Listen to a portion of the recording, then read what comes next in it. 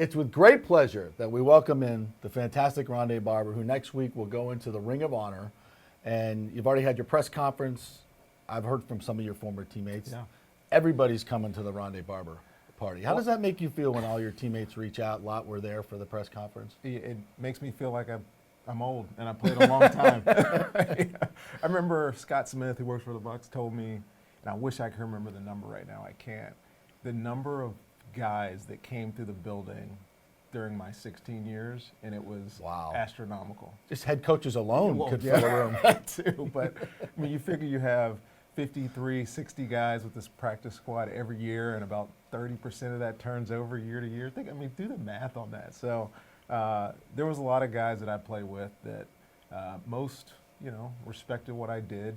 And a lot of them are still friends, longtime friends. So you ever get a call from somebody and like, hey man, I remember we played together, and you're like, what was your name? No, it's not that bad. But yeah, I got a lot of close relationships, and even the ones that aren't here anymore, that no longer live in Tampa, they're still have that sense of team and camaraderie that has never left. And like I said, when you touch as many that I had the pleasure and fortune of being able to be around, it should be a big day. What about this process has been the most fun? Well, the planning, I'll leave that all up to my wife. Yes. Good plan on your part. Because that's not the fun part, trying to get that many people in one spot. But I think just reflecting, getting back to what made me the player that I was. I've been retired now for 7 years, and as you know, the last couple of years weren't exactly fortuitous years for the franchise, but they were good years for me, and even through our struggles. But it's given me a chance to look back to the player that I once was, and you sometimes put that in the memory bank. You don't go back to those films anymore after you retire, and to pull them out and to see some of the highlights, that's been really rewarding, to be honest with you. And it's not only your football career, but your broadcasting career. Yeah. Now you're working with Fox. I mean, there's about 6 of these jobs in the world, and you've got one of them. You're one of the lead groups on Fox NFL. And I remember when you started in television with me at another local station. Thank you. And the reason of the story is you worked as hard on TV back then as you did on football. We would do shows, and you'd say, I want to look at the tape. Yeah. And we'd go look at the tape, and we'd do our corrections. And you've become a great broadcaster as well. It was all because of you. I don't think so. John Peterson, you got me where I am today. No, but I've always enjoyed working and grinding. I guess it's not necessarily the work, it's the grind. And the results that you get out of the grind, I think that's kind of always who I've been, even when I was in high school and college.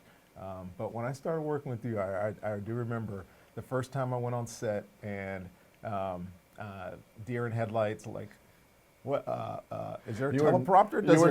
Does it read for me, or I gotta say that.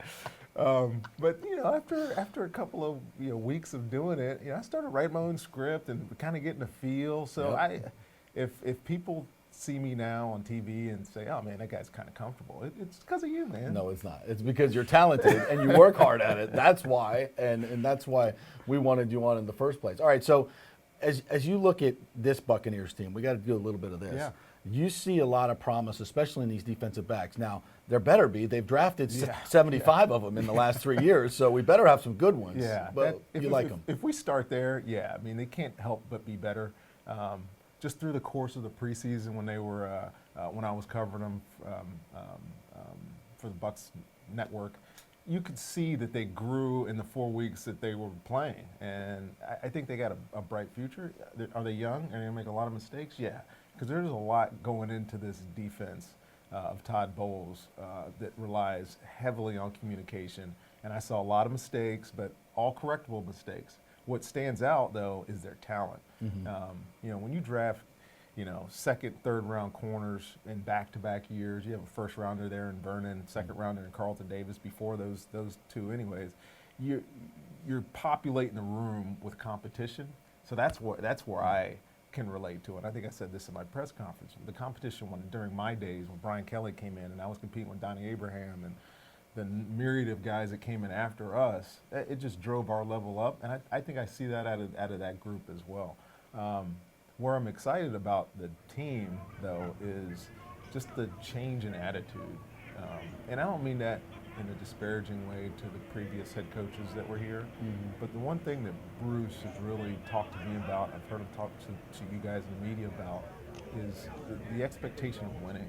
You know, it's different than, you know, understanding assignments, alignments, the X's and O's of football. There's a mentality that goes along with winning, and I truly believe he brings it. He's done it in 3 other places that he's been, and I don't see any reason why that attitude won't rub off on these guys here.